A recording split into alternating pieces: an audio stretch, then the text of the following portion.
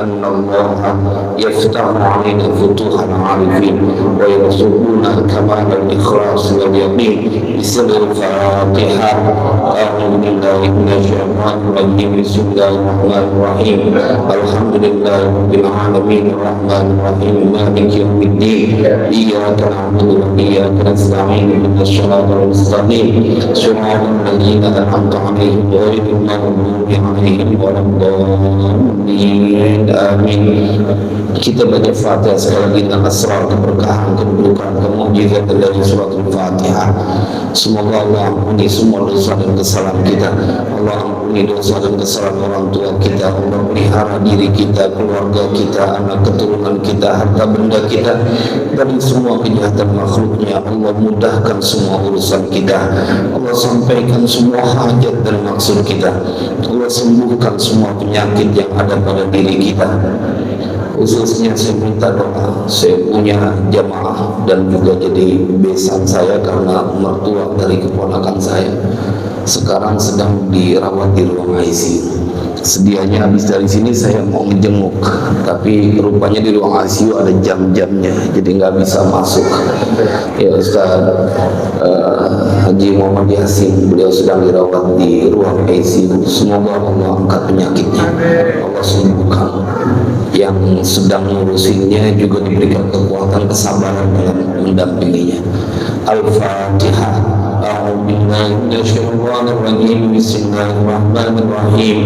Alhamdulillahi rabbil alamin arrahmanir rahim maliki yaumiddin. Iyyaka na'budu wa iyyaka nasta'in ihdinas siratal mustaqim siratal ladzina an'amta 'alaihim ghairil maghdubi 'alaihim waladdallin. Katamunni wa bikum fid dini wa ta'ala amin. Khawabu man masah ala ra'si yatimin rahmatan lahu wa syafaqatan alaihi. 312. Kita akan ngaji tentang sesuatu yang mungkin jarang disentuh oleh banyak orang, tentang kedahsyatan daripada mengusap kepala dari anak yatim. Ada 4 hadis yang akan kita baca. Yang ini adalah dari Nabi SAW. Saya ketika mutolaah, ya Arab, ternyata begitu istimewa setiap helai rambut dari anak yatim, dan ini jarang orang minati, nggak tahu sebabnya apa gitu. Kalau haji padahal ada resiko mardud, tapi banyak orang sampai kagak sabar pengen buru-buru berangkat haji. Anak yatim mempunyai kedudukan yang begitu istimewa. Dan tanggal 10 Muharram ini kan karena deket lagi ya, malam minggu besok udah malam hari Sabtu ya, malam minggu ya. Nah, di sini biasanya Ustaz Ahmad Fatoni bukan cuman tahunan tapi bulanan memberikan santunan. Subhanallah, mudah-mudahan ini akan memotivasi diri kita. Ente bakalan nyesel kalau nggak mengambil kesempatan yang disampaikan oleh Nabi SAW. Karena begitu Pak, kalau kata Tuan Syekh Mutarif bin Abdillah, semua kenikmatan itu akan terputus dengan kematian. Inna hadzal mauta afsada ala ahli na'imi na'imahum. Kata beliau, sesungguhnya kematian akan merusak, menghancurkan atas orang yang punya kenikmatan akan nikmat yang mereka punya. Ente punya rumah cakep kayak apa juga, kalau ente udah mati ente tinggal. Punya mobil cakep kayak apa juga, bakalannya kalau mati ditinggal. Tabungan banyak kayak apa juga ditinggal. Inna hadzal mauta afsada ala ahli na'imi na'imahum. Maka kata beliau, faqlubu na'iman la mauta fihi. Maka carilah olehmu nikmat yang tidak ada kematian padanya. Di antaranya ketika kita mempunyai anak-anak yatim yang nanti akan bersaksi kepada kita di yaumil qiyamah. Jemaah sekalian berbahagia, ini penting. Saya perlu ingatkan kepada kita semuanya bahwa kalau kita sudah mengambil keputusan bahwa kita adalah orang yang ingin mendapatkan keridhaan Allah, kudu totalitas. Jangan pakai setengah-setengah. Dan kita perlu belajar dari Tuan Syekh Abu Yazid Al-Bustami. Beliau itu bilang, kalau seseorang mengetahui pemberian Allah, nikmat dari Allah, niscaya dia akan tahu bahwa pada saat dia berkumpul di masjid, pada saat dia baca tahlil, pada saat dia baca maulid, itu adalah karunia dari Allah. Law ra'a minnatallahi alaihi arafa, kalau seseorang dia mengetahui bahwa nikmat Allah itu diberikan kepadanya, niscaya dia akan tahu arafa anna ibadatahu min minnatihi, bahwa bisa beribadah kepada Allah itu adalah karunia dari Allah. Justru pada saat mereka hadir di masjid, di majlis taklim, itu menunjukkan dia orang-orang pilihan dari Allah. Baik jemaah, kita langsung masuk kepada hadis yang pertama. Sawabu man masaha ala ra'si yatimin rahmatan lahu wa syafaqatan alaihi. Pahala, ganjaran, upah bagi orang yang dia mengusap atas kepalanya anak yatim karena kasih sayang kepada anak yatim tersebut dan karena dia punya kelembutan kepada anak yatim tersebut. Lihat hadisnya. Kharaja Ahmad min tariqi Ubaidillah ibni Zuhri an Ali bin Yazid anil Qasim an Abi Umamah radhiyallahu anhu anna Rasulullah sallallahu alaihi wasallam qala man masaha, Nabi sallallahu alaihi wasallam bersabda, man masaha ala ra'si yatimin lam yamsahu illa billahi kana lahu fi kulli syahratin marrat alaihi yaduhu hasanatun wa man ahsana ila yatimatin aw yatimin indahu kuntu ana wa huwa fil jannati kahataini wa farraqa baina usmu'aini as-sababati wal wusta. Man masah, siapa orang yang mengusap, siapa saja, ala ra'si yatimin, di atas kepala anak yatim, lam yamsahu illa billahi, tapi dengan catatan tidaklah dia mengusap kepala anak yatim itu kecuali karena Allah. Kana lahu fi kulli syahratin, adalah bagi orang tersebut fi kulli syahratin, pada tiap-tiap helai rambut anak yatim, marrat alaiha yaduhu, yang melewati atas rambut anak yatim itu apa, tangannya anak yatim, hasanatun, itu adalah kebaikan. Jadi setiap helai kalau kita lewati, kita pegang, maka yang kena sama tangan kita itu adalah kebaikan. Tapi lam yamsahu illa lillah, karena Allah, karena cinta, ingin mendapatkan keridhaan dari Allah. Wa man ahsana ila yatimatin aw yatimin indahu, dan bermula siapa orang itu ahsana, berbuat baik, memperlakukan baik, ila yatimatin, kepada anak yatim perempuan, au yatimin, atau anak yatim laki, indahu, yang ada di sisinya, bersamanya, yang dia rawatin, yang dia biayain, kuntu ana wa huwa fil jannati kahataini, adalah aku dan orang tersebut di dalam surga, kahataini, seperti dua jari, wa farraqa baina usbu'aini sababah wal wusta, direnggangi sama Nabi. Ini hadis yang pertama, ini sering kita dengar, tapi nanti ada hadis yang rasanya jarang kita dengar, betapa dahsyatnya setiap helai rambut anak yatim. Kan lampangan yang ini banyak orang yang kagak perlu. Kadang-kadang 10 Muharram masih dibilang bid'ah sama orang Wahabi, mengkultuskan tanggal 10 Muharram. Alasannya itu mulu, baca Yasin, mengkultuskan surat Yasin. Di malam Jumat mengkultuskan malam Jumat, nggak ada dari lain, dia cuma mengkultuskan doang. Termasuk pada tanggal 10 Muharram, alasan orang Wahabi mengkultuskan tanggal 10 Muharram. Padahal dia nggak tahu ini latihan paling kagak dalam setahun sekali, tanggal 10 Muharram ente kudu peduli sama anak yatim. Kalau melihat hadisnya emang saban hari, jangan kata yang saban hari, yang setahun sekali aja ente malah katain. Kalau 10 Muharram setahun sekali dia kagak kerjain, mana mungkin kita percaya dia akan melakukan itu saban hari. Ada pendekatan yang dilakukan oleh ulama-ulama kita dalam mengajarkan apa yang ada dalam sunnah baginda Rasulullah SAW. Jadi 10 Muharram itu waktunya, tapi nggak semua ngadain pada 10 Muharram. Ada yang tanggal 9 Muharram, ada yang tanggal 15 Muharram, ada yang tanggal, nggak tahu kalau di Al-Marzuqiyah 10 Muharram lempengin di tanggal 10 Muharram itu pada keliling, kelihatan tuh, ya Allah, hati kita kayak dirorot.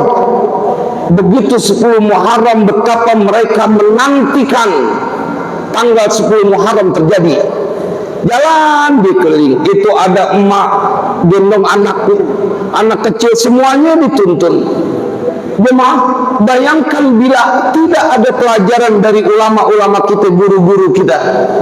Bukankah engkau sama sekali tidak memberikan harapan kepada mereka?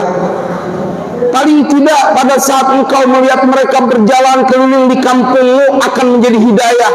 Tuh, lihat betapa butuhnya saudara-saudara kita. Sampai segitunya.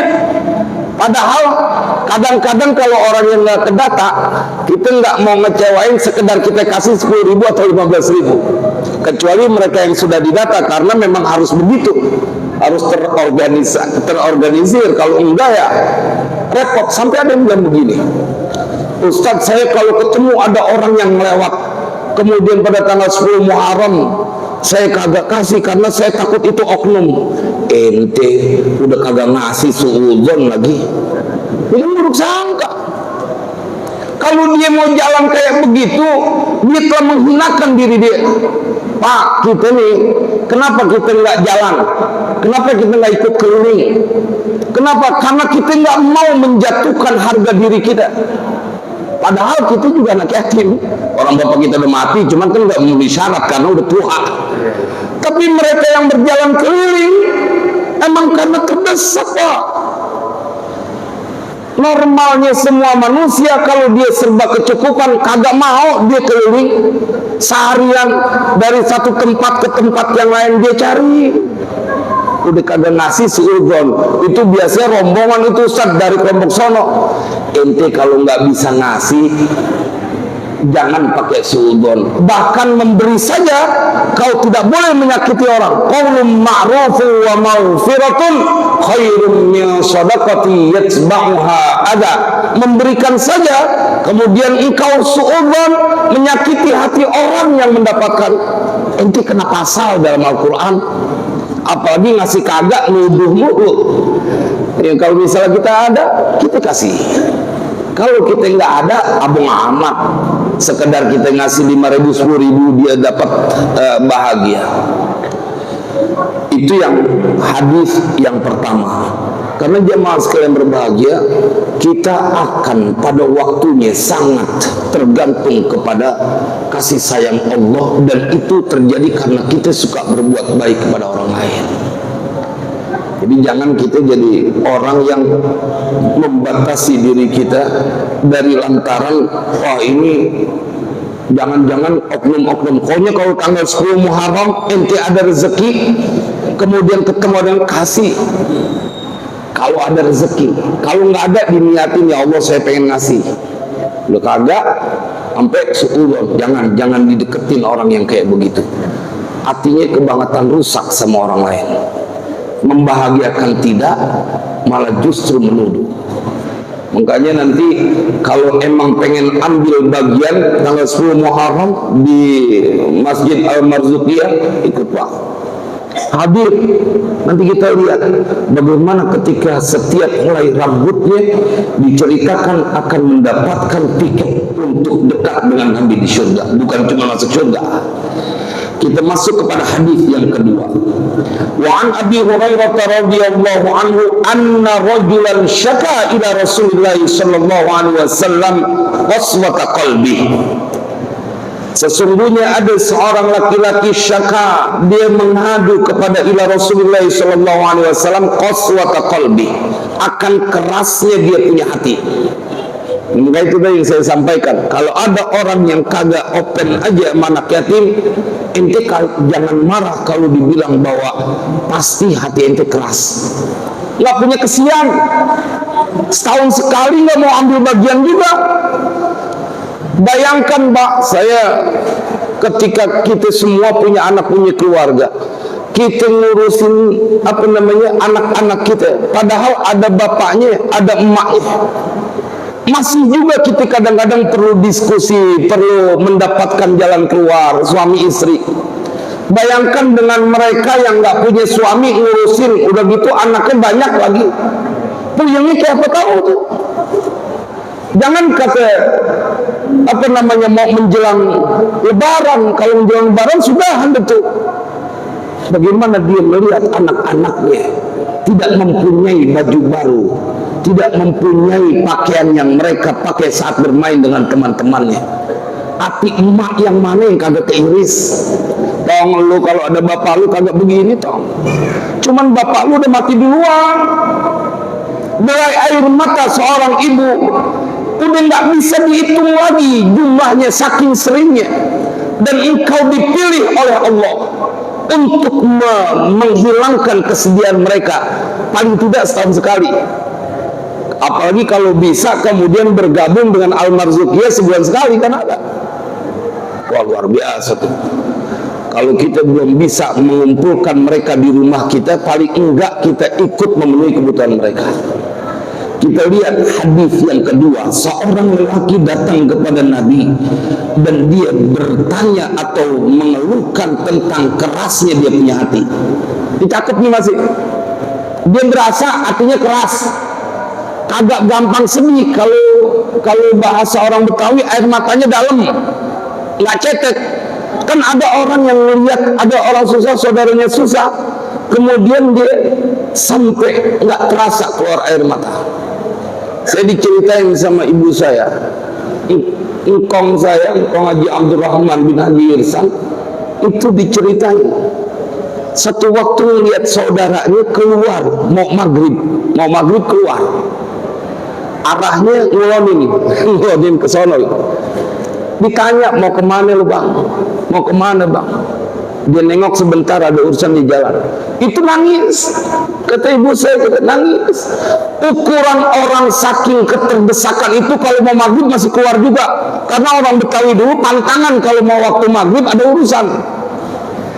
Dia akan mengkhususkan waktu maghrib. Wah, itu kita ngerasain. Tahun 80-an, 90-an, nggak ada kita jalan di Rawa Badung kecuali dari setiap rumah terdengar anak kecil yang lagi ngaji. Jajalin ente kagak ngaji di maghrib, habis bangku dilemparin ke ente. Kita ngerasa itu. Jemaah satu itunya menjaga keluarganya dari hal-hal yang negatif. Air matanya cetek. Tapi ada orang yang air matanya dalam. Sampai saudaranya udah desor-desor di depannya, kagak ada aja punya kesian. Duit kagak ada saudaranya, dibilang begitu. Kebalik ya akhi, bukan duit nggak ada saudaranya, saudara yang nggak bisa ente nilai dengan duit. Jangan dibenerin tuh, duit kagak ada saudaranya, itu buat orang-orang polit. Udah desor saudaranya minta tolong, hati keras aja. Ini ada di zaman Rasulullah, seorang lelaki yang datang kepada Nabi, kemudian bercerita tentang kerasnya dia punya hati. Faqala, maka menjawab baginda Rasulullah atau bersabda baginda Rasulullah Sallallahu Alaihi Wasallam. Makanya saya, karena di pesantren banyak anak yatim, hati kita tuh merasa kemudian terobati dari kerasnya hati ngelihat mereka. Apalagi kalau ketemu yang yatim piatu, itu kadang-kadang kita suka nasihatin. Ada nih, ada dulu deh. Ini karena masih ada 2 hadis lagi, nggak apa-apa pembukaan. Ngilangin kangen, rada panjangan dikit nggak apa-apa kan? Nggak apa-apa ya.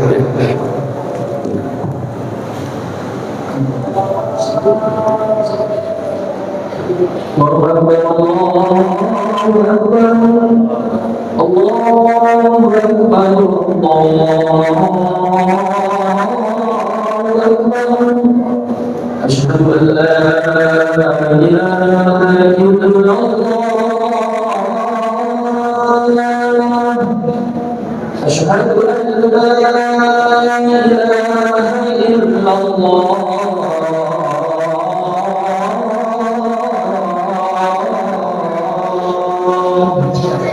أشهد أن محمدا رسول الله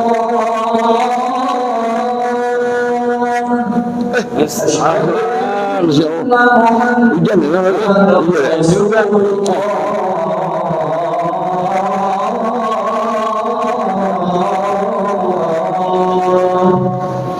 حي على الصلاة baru dua hadis حي على biar bebas.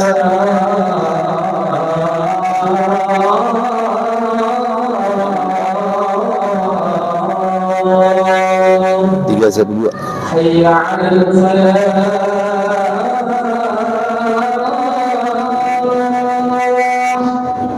حي على الفلاح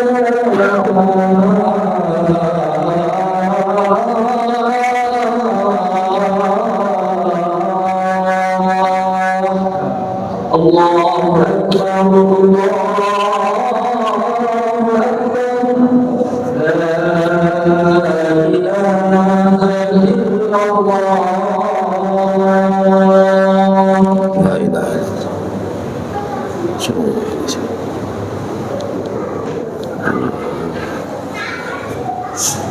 Nah, kita lanjutkan jemaah. Ya, ada seorang lelaki di masa Rasulullah, syaka ila Rasulillah, kemudian dia qaswata qalbi, dia ngaduin tentang kerasnya dia punya hati. Ngadu, nggak enak hati keras.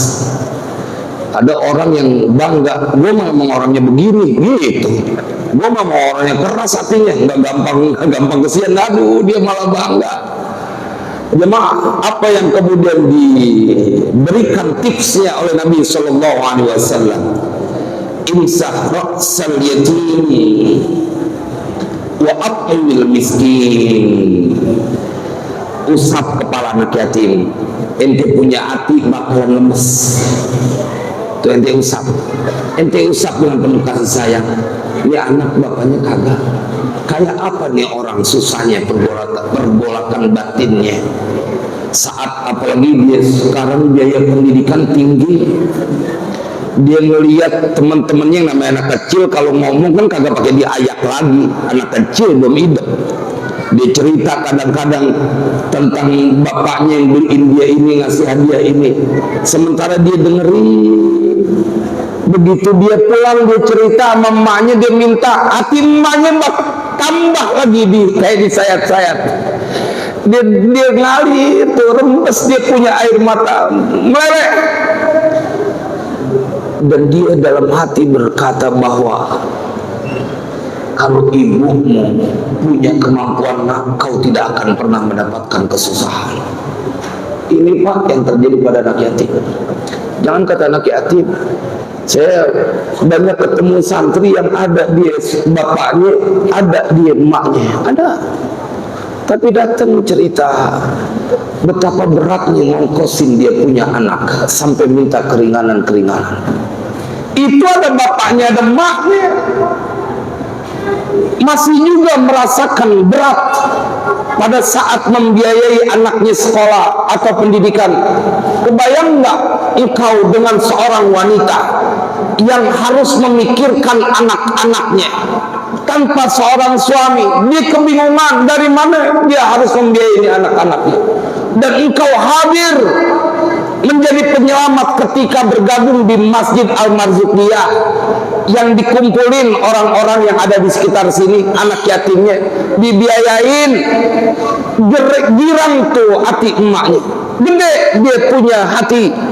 Ya Allah, bagus ada Masjid Al-Marzuqiyah yang open dengan anak yatim, karena nggak semua masjid kayak ini, nggak semua masjid. Lah tahu nggak ada tergerak aja. Padahal bukan pakai duit dia nyelenggarain, nggak semuanya duit dia ikut terlibat, tapi ogah, kagak mau puyeng ngurusin ya. Makanya saya salut dengan masjid yang mereka peduli kepada anak yatim. Kalau nggak masjid yang mempelopori, siapa lagi yang bakalan peduli sama anak yatim? kadang-kadang udah bantuin kagak, curiganya nggak ketulungan. Ya Allah, itu banyak aja begitu ya. Berkomentar, waduh, tuh ente emang dikira dia yang itu kan ngomong begitu karena tergantung isi kepala dia, karena dia nggak takut sama dosa. Dianggap semua orang sama kayak dia, nggak takut sama dosa, sehingga nuduh ada orang yang sampai makan harta anak yatim, udah bantuin kagak, malah nuduh, malah komentar. Yang begitu tuh biasanya matinya melengkung kayaknya tuh. Ada kagak berbuat baik, katanya kagak mau lurus gitu, kagak mau lurus ya, karena kebangetan rusak tuh hati. Dan itu banyak Pak, kalau nggak demen sama majlis salim, kemungkinan besar mereka punya hati yang keras, kemungkinan besar, karena kagak mikirin urusan akhirat. Baca Yasin bareng-bareng luar biasa Pak. Saya kemarin cerita di beberapa majlis salim Kiai. Ini pengalaman saya belum ada sebulan. Ketika saya ke Brebes diundang isi pengajian majlis burdah, itu jamaahnya sampai 10.000 orang. Saya diundang kemudian ngisi materi pengajian di situ. Dan pada saat saya baru awal ceramah, mungkin baru 10 menit, orang persis di depan saya di barisan ketiga jatuh pingsan. Begitu dia sadar, saya taunya dari panitia pengurus pesantren yang datang ke hotel. Ustaz, antum tahu nggak yang pingsan tadi? Iya tahu. Kenapa tuh? Itu begitu sadar karena saya yang bacain sholat Fatih. Akhirnya dia tersadar dibacain sholat Fatih. Begitu sadar ditanya nih sama pengurus pesantren yang datang ke saya di hotel. Jam 12 dia datang, 12 malam. Dia tanya, emang kenapa ente pingsan? Ini kisah nyata. Dia bilang, Ustaz, gimana saya tidak mau pingsan? Karena di depan itu saya melihat cahaya yang begitu terang benderang, mata saya nggak sanggup sehingga saya nggak sadarkan diri. Jadi bacaan ayat Al-Quran, bacaan maulid, kalau ente disingkap matanya oleh Allah, maka ini masjid dipenuhi dengan cahaya terang. Ini masjid dipenuhi dengan cahaya dari bacaan-bacaan yang kita baca bareng. Disingkapin tuh dia punya mata, dilihat, diperlihatkan. Jemaah sekalian berbahagia, itu yang terjadi kepada Abu Yazid Al-Bustami ketika saya sampai dihadiahkan kitab Al-Mukhtar min Kalamil Akhyar karya Tuan Syekh Said Muhammad bin Ali Al-Maliki. Itu kata Tuan Syekh Yazid Al-Bustami, bukanlah sebuah keanehan dan keajaiban.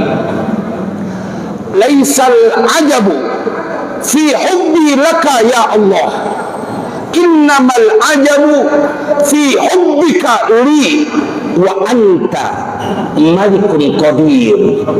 Kata beliau, bukanlah sebuah keistimewaan, bukanlah sebuah keajaiban yang mengagumkan bila aku mencintaimu ya Allah. Itu biasa, karena dia Allah maha sempurna, maha indah.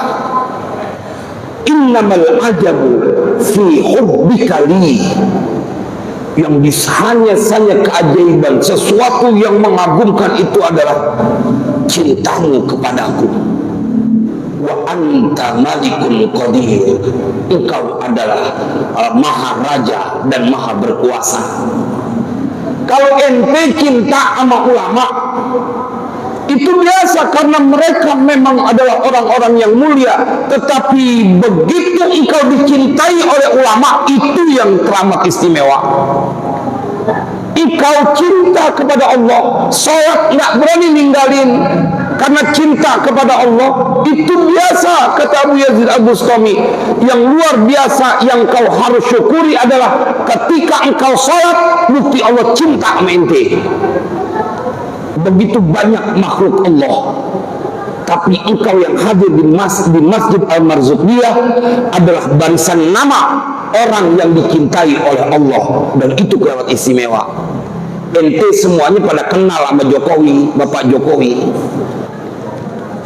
Biasa itu orang, dia Presiden Republik Indonesia sekarang yang tinggal beberapa bulan lagi. Tapi betapa istimewanya kalau ada rakyatnya yang dicintai, yang dikenal oleh presiden, pasti dia istimewa. pasti dia mendapatkan banyak fasilitas. Itulah yang terjadi pada diri kita ya akhi. Engkau dikumpulkan di Masjid Al-Marzuqiyah Rawa Badung ini adalah orang yang dicintai oleh Allah. Ketika seorang lelaki bertanya kepada Rasulullah mengeluhkan tentang kerasnya dia punya hati, maka Nabi memberikan 2 tips untuk bikin lemes ente punya hati. Kalau orang Betawi kan ngomongnya begitu, lu punya hati kenceng amat sih gitu, ya kenceng ya, lu renteng dia, kagak ada lemes-lemesnya. Maka diantaranya adalah ketika engkau mengusap kepala anak yatim dan memberikan makan kepada orang miskin. Kita masuk kepada hadis yang ketiga. Wa kharrajat Tabrani bi isnadihi an Abi Darda radhiyallahu anhu qala Atan Nabiy sallallahu alaihi wasallam rajulun yashku qaswata qalbi. Telah datang kepada Nabi siapa yang datang, rajulun seseorang, yashku qaswata qalbi, yang dia mengadukan tentang kerasnya dia punya hati, kerasnya hatinya. Qala, Nabi kemudian bertanya kepada seorang itu. Ini dia yang saya bilang hadis ini jarang kita dengar. Hadis ini jarang disampaikan tentang dahsyatnya itu setiap helai dari rambut anak yatim. Lihat apa jawab Nabi. Ketika dia ada seorang lelaki mengadukan tentang kerasnya dia punya hati, Nabi menjawab dengan sebuah pertanyaan terlebih dahulu. Atuhibbu an yalina qalbuka wa tudrika hajataka. Allahu Akbar. Nabi tanya, apakah engkau suka akan bahwasanya menjadi lembut qalbuka, apa hatimu, wa tudrika hajataka, dan engkau mendapatkan semua keinginanmu. Jadi kalau orang punya hajat, ente mau hajatmu dikabul. Wa tudrika akan menyusul, artinya dia mendapati. Siapa orang yang punya hajat, maka akan terjadi dengan ini amalan yang disampaikan oleh Nabi. Bukan sekedar hatimu menjadi lembut, atuhibbu an yalina qalbuka wa tudrika hajataka. Apakah engkau menginginkan akan menjadi lembut kau punya hati dan terkabul dan engkau mendapati hajatmu itu terwujud? Wa tudrika hajataka. Apa kemudian pesan dari Nabi sallallahu alaihi wasallam?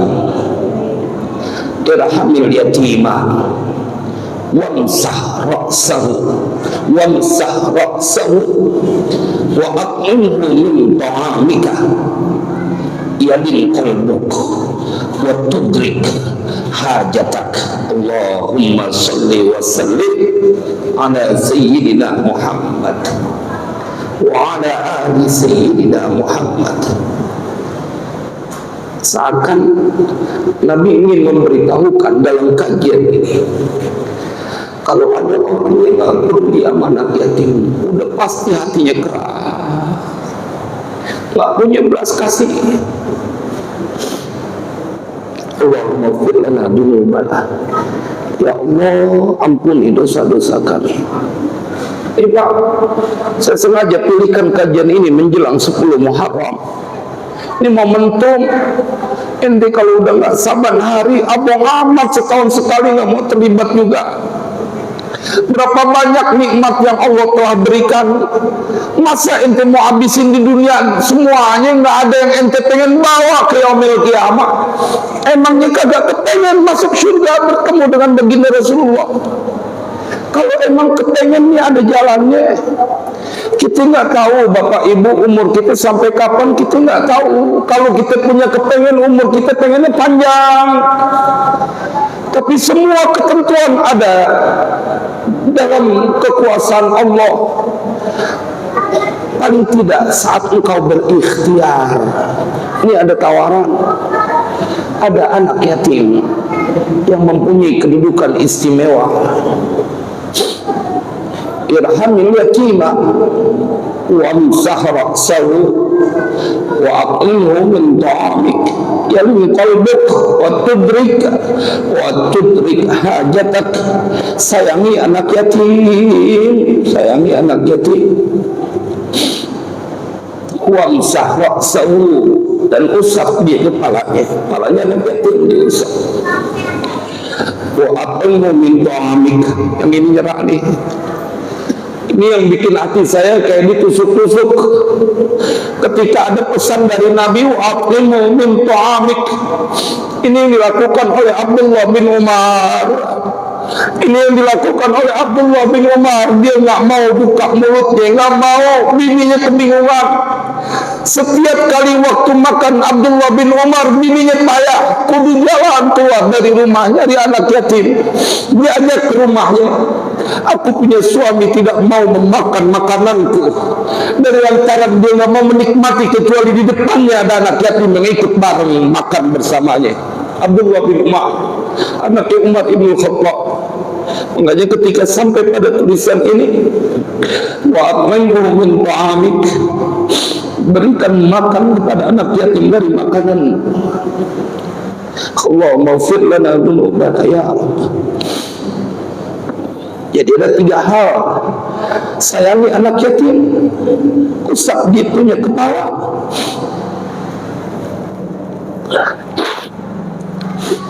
wa aqulu min ta'amik, berikan makan anak yatim dari makananmu. Bagaimana dengan orang-orang yang ngebentak, yang marahin anak yatim tanpa punya salah? Bagaimana dengan orang-orang yang bahkan menuduh bid'ah saat banyak saudaranya sedang berikhtiar 10 Muharram pengen nyenengin anak yatim malah dituduh bid'ah? Jemaah sekalian berbahagia, wa'aqumu min ta'amik yalin qalbuk, niscaya akan lembut kau punya hati, akan lembut. Maka mereka yang tidak pernah mikirin anak yatim, tidak pernah peduli pada anak yatim,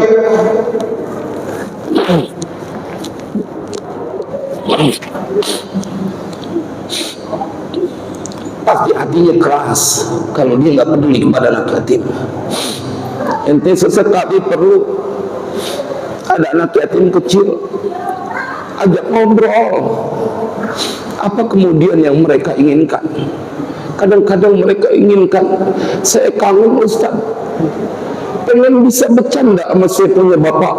Itu nggak bisa dinominalkan. Kalau cuman dia ngomong pengen bisa sekolah, gampang kita kerjain. Wa'aqim min ta'amik yalin qalbuk wa tudrik hajatak, engkau akan mendapati apa yang menjadi kebutuhanmu. Wa tudrik hajatak, fil jawab, kudu terjadi. Dan ini keluar dari lisan baginda Rasulullah. Nggak mungkin nggak terjadi, nggak mungkin, karena keluar dari lisan baginda Rasulullah. Wa tudrik hajatak. Siapa orang yang nggak punya hajat? Semuanya kepengen. Dan kadang-kadang ini dipolitisasi ya. Banyak orang-orang yang ya tapi masih cakep juga. Ada orang kaya datang ke panti-panti asuhan, kemudian dia memberikan makan dalam dia punya hajat, masih cakep juga. Walaupun itu cuma insidental di waktu-waktu dia punya kebutuhan. Idealnya memang kau memenuhi makan mereka. Wah Pak, urusan perut Pak, kalau kita bisa menutupi rasa lapar mereka, berarti ente sudah pada makom kekasih Allah. Hadis terakhir, wa kharrajat Tabrani aidan bi isnadihi an Abi Hurairah radhiyallahu anhu qala qala Rasulullah sallallahu alaihi wasallam walladhi ba'athani bil haqq la yu'adzibu Allahu yawmal qiyamati man rahimal yatima wa lana lahu fil kalami wa rahima yutmahu wa dha'fahu wa lam yatatawal ala jarihi bi fadli ma atahu Allah Ta'ala. Nabi sampai bersumpah. Nabi sampai bersumpah buat meyakinin umatnya biar sayang, biar peduli sama anak yatim. Nabi sampai bersumpah. Setiap Nabi bersumpah berarti itu perkara penting yang menginformasikan banyak orang yang nggak percaya, sehingga Nabi bersumpah, walladzi ba'atsani bil haqq, dan demi yang telah mengutusku dengan kebenaran, la yu'adzibullahu yaumal qiyamati, tidak mengadab, tidak menyiksa siapa Allah yaumal qiyamati, pada hari kiamat. Siapa yang Allah tidak akan siksa? Man rahimal yatima, orang yang sayang sama anak yatim. Enggak Allah siksa, enggak. Dia enggak bakal susah. Kalau di yaumil qiyamah engkau tidak akan tersiksa, tidak akan disiksa oleh Allah. Padahal itu hari yang sangat mencekam. Pakai kita punya logika, pakai kita punya akal sehat. Kalau di yaumil qiyamah engkau adalah orang yang menyayangi anak yatim, tidak disiksa oleh Allah. Mana mungkin di dunia kau sayang kepada anak yatim kemudian disiksa? Nggak mungkin. Akal kagak terima akal. Kalau di yaumil qiyamah Allah tidak akan menyiksa orang yang menyantuni, yang menyayangi anak yatim, apalagi di dunia. Cuman banyak yang kagak percaya sama hadis Nabi. Kalau bahasa kasarnya, secara tidak langsung mereka telah menuduh Nabi pendusta. Enggak Ustaz, saya enggak nuduh. Buktinya lu enggak percaya, enggak jalani. Siapa orang yang kagak pengen nanti dibebaskan di yaumil qiyamah? Semuanya pengen. Kenapa ente enggak kerjain sayang sama anak yatim? Karena jangan-jangan kau menuduh secara tidak langsung. Ucapan Nabi adalah kedustaan, sehingga tidak tertarik kau punya amalan menyamai dengan apa yang ada dalam hadis Nabi Sallallahu Alaihi Wasallam. Allahumma fir lana dzunubana. La yu'adzibullahu yawmal qiyamati man rahimal yatima wa lana lahu fil kalam, dan lembut siapa seseorang lahu bagi anak yatim fil kalam, dalam berbicara,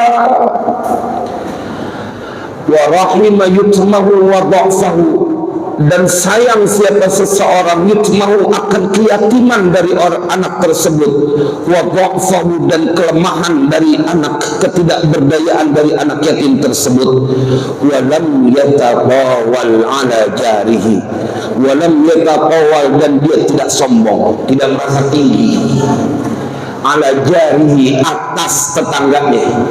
Bisa juga jar artinya orang yang dalam pertolongan dia, minta tolong, dia nggak sombong. Lu kalau bukan gua yang ngurusin nggak jadi begini tong. Dia nggak jadi sombong, atau dia nggak menjadi sombong kepada tetangganya. Lu lihat gua ngurusin anak yatim, sombong ya, bukan ngajak kepada kebaikan. Gua punya 100, 200 anak yatim, kesombongan. Walam yatabawal ala jarihi bi fadli ma atahu Allah Ta'ala, dengan sebab karunia yang telah Allah berikan, dengan sebab karunia sesuatu yang Allah telah datangkan berikan kepadanya. Jadi kalau ada orang yang sayang kepada anak yatim, lembut dia dalam bertutur kata kepada anak yatim, dia sayang kepada keyatimannya, kelemahannya, maka yang terjadi adalah setelah engkau tidak sombong dalam perbuatan engkau, Nabi bersumpah Allah tidak akan menyiksamu nanti di yaumil qiyamah. La yu'adzibullahu yaumal qiyamati man rahimal yatima wa lana lahu fil kalam. Mudah-mudahan kajian ini akan menggugah hati kita. Kita berterima kasih ada Masjid Al-Marzuqiyah yang memfasilitasi biar lebih terkoordinir dengan baik. Ustaz Ahmad Fatoni, makanya saya berkali-kali perlu menyampaikan sebuah karunia ketika engkau dibuat hatimu condong untuk memikirkan urusan anak yatim. Mudah-mudahan beliau Allah angkat derajatnya dunia akhirat. Karena ngurusin jadi panitianya juga jangan dikira nggak nguras pikiran. Bagaimana dia pengen lihat, ya Allah ini baru terkumpul segini, kagak pengen lihat anak yang ini kagak dapet. Atau kalau kita mau bagi rata jadi berkurang nih, itu hati sedih. Sementara banyak orang yang katanya umat Nabi Muhammad takut dengan siksa api neraka, dia lagi pulas tidur dengan berbagai kenikmatannya, tidak berbagi kepada orang yang sedang dalam kekurangan. Semoga Allah ampuni segala dosa dan kesalahan kita. Wallahu a'lam bishawab. Bismillahirrahmanirrahim. Alhamdulillahirabbil alamin. Allahumma shalli wa sallim ala sayyidina Muhammad wa ala ali sayyidina Muhammad. Allahumma ya rabbana ya rabbana bi rahmatika wa bi jahi nabiyyika al-mustafa wa bi jahi awliyaika ya rab la tufarriq bainana wa baina sayyidina Muhammadin sallallahu alaihi wasallam yaumal qiyamah ya rabbana la tufarriq bainana wa bainahu yaumal qiyamah ya rabbana la tufarriq bainana wa bainahu yaumal qiyamah. Wa sallallahu ala sayyidina Muhammadin wa ala alihi wa sahbihi wasallam. Alhamdulillahi rabbil alamin. Wassalamualaikum warahmatullahi wabarakatuh.